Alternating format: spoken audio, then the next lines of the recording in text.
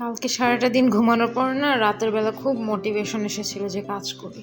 And এক গাদা কাপড় নিয়ে বসেছিলাম, আমার বাসার সবার কাপড় চোপড় নিয়ে বসার পর সেগুলো ভাঁজ করে রুমে পর্দা লাগিয়েছি একটাই, যাতে আরেক সাইডে আমি গাছপালা রাখতে পারি। আমার জায়গা হচ্ছে না আর গাছের, তাও রাখা লাগবে। বাট আমি প্রত্যেকটা রুম গুছানোর পরেও সকালে উঠে ঝড় হওয়ার কারণে দেখতেই পাচ্ছ কি বাজে অবস্থা। আমি না মানে খেয়ে গেছি যে কি হলো, কারণ আমি সব গাছ নিচেই রেখেছি কিন্তু এত জোরে বাতাস হয়েছে যে ছোট ছোট যেগুলো প্ল্যান্টার ছিল সবগুলো উড়ে পড়ে গেছে। আমি সবগুলো গাছকে হ্যাং করে দিয়েছি বিকজ আমি আর কোনো রিস্ক নিতে চাই না। তারপর এই কারণে আবার হয়েছে কি যে বারান্দা থেকে পাড়িয়ে পাড়িয়ে প্রত্যেকটা রুমে যাওয়া হয়েছে, আবার রুমগুলো নোংরা হয়ে গেছে। আজকে আরও ডাবল খাটনি দিয়ে পুরো ঘরটা পরিষ্কার করা হয়েছে, যেটা আমি দেখাইনি কাজ একই বারবার ক্লিনিং কেনই বা দেখাবো।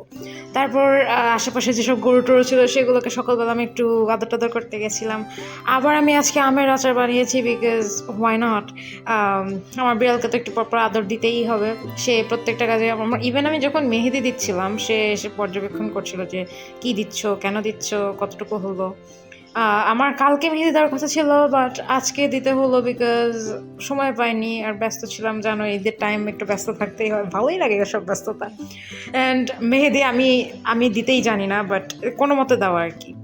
লাস্টে একটা মুভি দেখার জন্য বসেছিলাম, যদিও এটা সেই মুভিটা ছিল না যেটা আমি দেখতে চেয়েছিলাম। অ্যান্ড আমার লাস্টে আমার এতটা ঝাল ক্রেভিং হচ্ছিল যে আমি মাকে বললাম যে মা তুমি একটু পেঁয়াজ মরিচ দিয়ে ভাত মাখায় দাও, আর আমি আমার তৈরি করা আচারটা খেয়েছি। আমার ভালোই লেগেছিল যে একটু ঝাল দিব ওটাতে। আমাদের আবারও গল্প হবে। আজকের মতো বিদায় নিচ্ছি।